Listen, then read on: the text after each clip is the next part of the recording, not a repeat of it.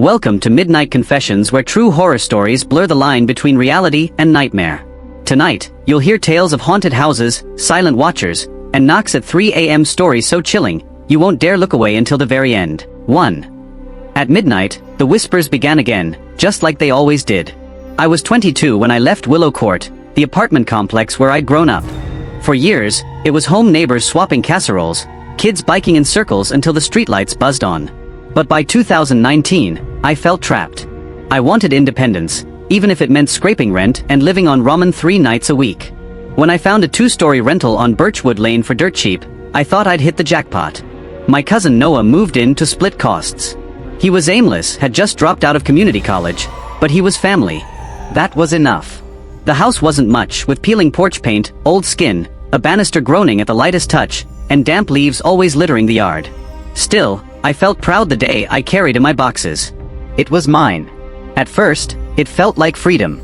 Noah and I stayed up late with greasy pizza and video games, laughing at the thin walls and squeaky floors. But Birchwood Lane wasn't like Willow Court. There was no hum of neighbors, no laughter drifting from windows. Just silence. And across the street, something worse. A boarded-up house sagged beneath ivy and rot. Windows were sealed with plywood, the roof sagging in the middle. At first, I told myself it was just part of the neighborhood's charm. But it felt wrong. Watched. And then I saw him. One evening, as autumn leaves skittered down the sidewalk, a figure slipped from behind the boarded house. A man. His face was pale. His movements are slow and deliberate. He locked eyes with me for half a second, then vanished into the alley. My stomach twisted. I told myself he was a squatter, maybe homeless. But soon, he was everywhere. Leaning against the fence across the street. Lurking near the alley. A shadow by our stairwell when I came home late. He never spoke. Never came close. He only watched. When I finally told Noah, he shrugged. It's Portland. Half the city's camping somewhere. Probably just a squatter. Don't freak out. But it wasn't just that he was there. It was the way he watched. Too still, too focused. Like it wasn't the house he wanted. It was me. One night, after a late shift, I froze on the porch. Fresh muddy footprints trailed up the steps. They didn't match my shoes. They didn't match Noah's. I locked the door with shaking hands and stayed awake until dawn, pacing, waiting for the sound of footsteps. Days later, a neighbor stopped me on the street. She was middle-aged, coat pulled tight against the drizzle. "Be careful," she said, nodding toward the boarded house. "That kid's been hanging around too long. He doesn't belong here." Her words lodged like ice in my chest. Because I didn't need her warning. I already knew. By October, paranoia consumed me. I changed bus routes, walked different streets, anything to lose him. But the pale man always seemed to find me. One night, I heard footsteps behind me in a wet alley. Slow. Matching my own. I sped up. So did he. The echo of shoes on pavement closed in until I broke into a run, bursting onto the main street, lungs on fire. When I looked back, the alley was empty. Noah thought I was losing it. "You're not used to living without mom watching over you. Don't let some random guy get in your head." But then came the night that ended it.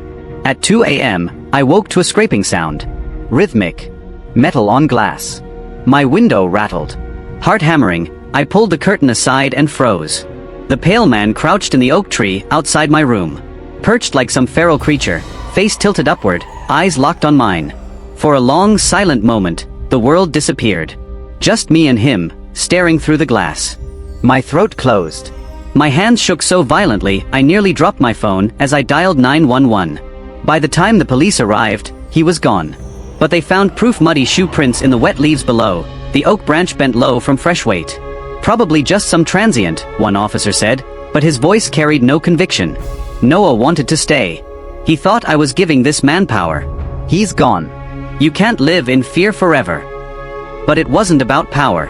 It was about survival. The house no longer felt like freedom. It felt like a cage with paper-thin walls and locks that didn't matter. Every creak, every rustle outside became proof. He was still out there. 2 weeks later, I packed my things. When I showed up back at Willow Court, my mom didn't say "I told you so." She just hugged me like she'd been waiting for me to come home. Life there felt safe again, neighbors' doors open, kids' laughter filling the air. But I wasn't the same. Because I knew the truth. The man hadn't been watching the boarded house. He'd been watching me. And maybe, just maybe, he still is.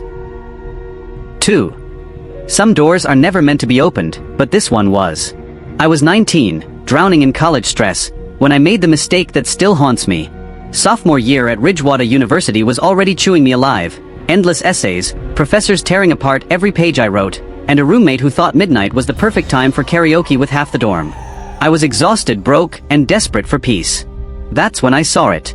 A flyer pinned to the student center board, tucked between ads for guitar lessons and used textbooks.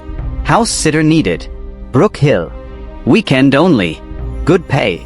Those 2 words, good pay, hooked me instantly. I called the number. A kind woman named Carla answered.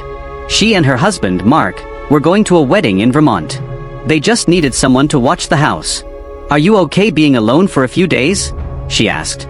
Alone? After months of chaos in the dorms, the idea sounded like heaven. That Friday, I drove out of town, through winding back roads lined with blazing orange leaves, until Layton's pale blue farmhouse came into view. A wraparound porch. Wide windows glowing in the dusk. The kind of place you'd expect to see on a postcard. Carla greeted me at the door, smiling warmly, smelling faintly of cinnamon. Mark shook my hand firmly, his expression calm but serious. "There's been some break-ins around here," he said casually. "Nothing serious. Just keep the doors locked. Emergency numbers are on the fridge." He said it like an afterthought, like telling me where they kept the spare towels. But the words clung to me. After they left, the silence wrapped around me like a blanket. For the first time in months, there were no voices, no noise, no interruptions. Just me and the stillness of a farmhouse. I FaceTimed my roommate to brag. Finally, a bed without drunk people screaming outside my window. She laughed, told me not to eat all their food, and hung up. That night, I lay in bed, scrolling half asleep when I heard it. Click. At first, I thought it was the heating system. But then came a low humming. Steady. Mechanical. Too deliberate. It was coming from the closet. I froze, staring at the thin line of light glowing beneath the door. My heart thudded so hard I thought it would shake the bed. I hadn't turned on any closet light. Whispering to myself, "It's nothing, it's wiring, it's fine." I grabbed my phone flashlight, twisted the knob, and yanked the door open. Empty. Just coats, shoes, boxes. I flicked the switch. The light went out. The humming stopped. I shut the door hard and laughed shakily. Stress. That's all it was. The next morning, sunlight made me feel stupid for being scared. I brewed coffee, wandered the house, and admired the family photos. That's when I noticed something I hadn't before. A narrow door, almost hidden behind a shelf in the downstairs hall. Paint chipped, blending into the wall. I tried the knob. Locked. Something about it sent a prickle crawling up my arms. Carla hadn't mentioned this door. I texted her later, "Everything's fine. Hope you're having fun." I didn't mention the door. That night, the silence grew heavier. Around 11:30, a sharp knock rattled the front door. I froze. Peered through the peephole. Nothing. Empty porch. Still night air. I whispered to myself, "Just kids. Just the wind." But as I crawled back into bed, the clicking returned. Louder this time. And the humming is closer. Moving with me. Then my phone lit up. A FaceTime call from my roommate. Relieved, I answered instantly. But her face was pale. Her voice shook. "Clara, there's someone standing behind you." I whipped around so fast the phone nearly slipped from my hands. The closet door, the one I had shut, cracked open. The humming grew louder. I slammed the laptop shut and pulled the blanket over my head like a child, whispering, "It's not real. It's not real." But I didn't sleep. Morning mocked me with sunlight again. The closet was empty. Just coats and boxes. I tried to laugh, but my hands trembled. The second night was worse. The house felt alive, like it was listening. Picture frames tilted when I swore they'd been straight. Drafts brushed my neck when every window was shut. And the narrow hallway door, the one that had been locked, seemed to whisper for my attention. By 2 a.m., I dragged every lamp into the living room, camped on the couch with a baseball bat Mark had left by the door. I must have dozed off. Because I woke to the sound of footsteps overhead. Slow. Heavy. Deliberate. My breath caught in my throat. I pressed a hand over my mouth, listening as each step groaned across the floorboards upstairs. Then a door upstairs slammed shut. The humming roared again. The narrow door in the hall stood wide open. I don't remember running up the stairs. I don't remember pushing the door closed. I only remember the sound, the kind of humming that burrows into your skull, vibrating through bone, and the certainty that something had been waiting behind it all along. By Sunday, I had packed before the Laytons even came back. I locked every door, shoved my bag into the car, and drove off without looking back. I never told Carla and Mark the truth. I just thanked them politely. But I knew. Something was inside that house, watching me. And it wasn't finished. Because sometimes, when I'm lying awake at 2 or 3 in the morning, I hear it again. That low, steady humming. Like it followed me home. 3. The silence in that house was louder than any scream. I was 15 the summer I learned that monsters don't always hide under beds. They live next door. Our yellow house on Willow Lane had always felt permanent. My childhood was tied to it. Chalk drawings on the driveway, late-night flashlight tag, and the treehouse in the backyard that my younger brother Max swore was his castle. But permanence is fragile. That summer, my dad's job hours were slashed, bills stacked higher each week, and my parents broke the news. We were moving across town into something smaller, something we could actually afford. Max was 12. He didn't understand mortgages or pay cuts. He only understood loss. No more treehouse? No more secret paths in the woods. He asked me, his eyes wide. I pretended it didn't gut me too. But before the moving truck ever arrived, something darker poisoned our last summer on Willow Lane. It lived next door. The Harris family's gray, sagging house was nothing like the tidy lawns of Norm Ridge. Their blinds were always shut. Their father worked nights. Their mother, if she existed, was never seen. And the 2 sons, Luke and Caleb, were shadows that didn't belong. Luke was 17. Tall. Smirking. His stare felt like he was measuring you. Caleb was my age, sharper, harder, with eyes that seemed older than 15. People whispered about them. Nobody got close. I used to avoid looking at their house. Until one sticky June evening when Luke leaned casually against our fence. "Want to hang out?" he asked like it was normal. Heading to the creek. "Got BB guns?" Max lit up instantly. "Come on, let's go." Against my better judgment, I followed. The fireflies flickered around us, and for a moment, it almost felt like an adventure. But when Luke unzipped the duffel bag he carried, my stomach dropped. Inside weren't BB guns. They were real pistols. Luke grinned, raised one casually, and fired into the trees.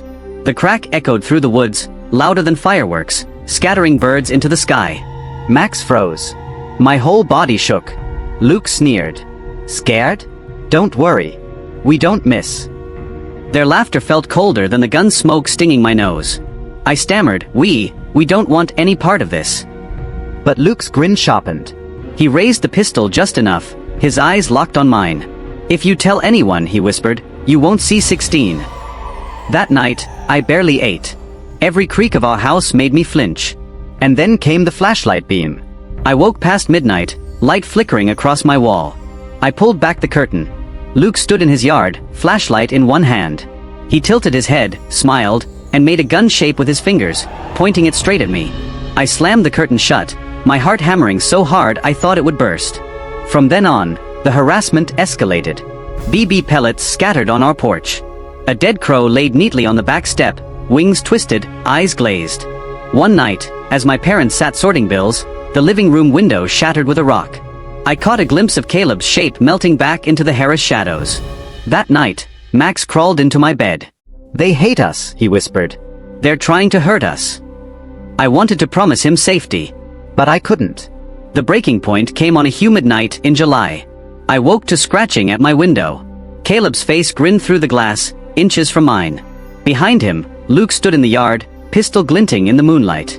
He didn't point it at me. He didn't have to. His smile was enough. He mouthed words I couldn't hear, but I knew the meaning. "Don't tell." By August, the moving truck arrived. Our house stood empty, our memories boxed up. Max leaned against me in the car, his voice small. "We're safe now, right?" I forced a smile. "Yeah, Max. We're safe." But I didn't believe it. That summer burned itself into me. The sound of gunfire echoes in the woods. The flashlight beam against my wall. The bullet Caleb pressed into Max's hand with a whisper, "This has your name on it." I thought leaving Willow Lane would mean freedom. But sometimes monsters don't vanish when you drive away. Sometimes they follow your memories, in nightmares, in the way you flinch at shadows for the rest of your life. Because courage isn't always fighting back. Sometimes it's speaking up, even when your voice shakes. And silence? Silence is a prison. One I built for myself that summer. 4. They say the dead never really leave us. Tonight you'll see why. Knocks at 3 a.m., dragged by something unseen. I was 23 when I drove out of Cleveland with nothing but 2 duffel bags and a box of books. Heartbreak had chewed me up, and every street corner in that city carried ghosts of someone I was trying to forget. By the time I rolled into a nameless little town outside Pittsburgh, I was desperate for a reset. The only place I could afford was a one-story rental house, built in the 70s and left to rot. The landlord, a chain-smoking old man, showed me around with the enthusiasm of someone pointing at a trash can. "Don't expect much," he muttered. The fake wood paneling peeled at the edges, the carpet was threadbare, and the kitchen linoleum curled up like it wanted to escape. Still, it was cheap, and I told myself solitude was the cure I needed. But the silence wasn't comforting. It was suffocating. The radiators hissed like whispers. The floors groaned as if someone paced just out of sight. By midnight, the temperature dropped so sharply that I could see my breath inside the house. I told myself, old houses talk. Old houses settle. But what I heard next wasn't the house. It was footsteps. One night, around 3 a.m., I woke to slow, deliberate steps outside my bedroom door. My heart rammed against my ribs as the handle rattled, just once, and then a soft knock tapped against the wood. I stayed frozen, praying it would stop. It did. But in the morning, I found the kitchen knife I'd left drying in the sink stabbed upright into the hardwood floor. Not dropped. Not fallen. Planted there. I called my best friend Melissa and tried to laugh it off. Either this place is haunted, or I'm losing my mind. But even as I joked, my voice cracked. That night, I swore I saw a reflection in the glass door behind me. A tall, broad figure with its head tilted unnaturally to the side. When I spun around, the kitchen was empty. By the second week, I barricaded my door with a chair. Melissa stayed on FaceTime with me some nights, her voice the only thread keeping me sane. But one night, at 3:13 a.m., I woke up to the sound of breathing. Not mine. Deep. Heavy. Right beside me. A whisper brushed my ear, my own name. I screamed, flashlight jerking across the room. Nothing. Just shadows crawling like vines up the walls. I bought 2 inexpensive cameras the next day, one for the bedroom and one for the living room. That night, the feed caught static at 3 a.m., then a shadow taller than the doorframe in the corner of my room. It didn't move. It didn't flicker. It just turned its head toward the camera before the feed cut to black. Last night I broke. The knocking came again, violent this time. The chair against the door skittered across the floor as if shoved from the other side. I called Melissa, sobbing, begging her to stay on the line. The door rattled, then blew open with a crash. Invisible hands slammed into my back. I was dragged across the floor, my nails tearing into the carpet as I screamed. At the last second, I broke free and bolted outside into the freezing night. I never went back. The landlord didn't argue when I broke the lease. He just sighed, "Leave the keys in the mailbox." Like he'd heard it all before. I grabbed what little I could and fled. The rest of my belongings are still in that house, rotting, waiting. Even now, years later, at 3 a.m., I sometimes wake to the sound of 3 knocks against my bedroom door. And sometimes my phone camera feed glitches, just for a second. The corner of my room goes darker than it should, like something is still there. Patient. Watching. Even after leaving those places behind the Pale Man on Birchwood Lane, the locked doors of Brook Hill, the Harris brothers on Willow Lane, and the knocks at 3 a.m., the horror never really ended. Because sometimes, the shadows follow you. Sometimes the humming doesn't stay in the house. Sometimes the monsters next door live on in your nightmares. And sometimes when the clock strikes 3, you still hear the knock that no lock can keep out. Maybe the dead never leave us. Maybe the living are worse. But one truth remains, the story never ends, it just waits for you in the dark.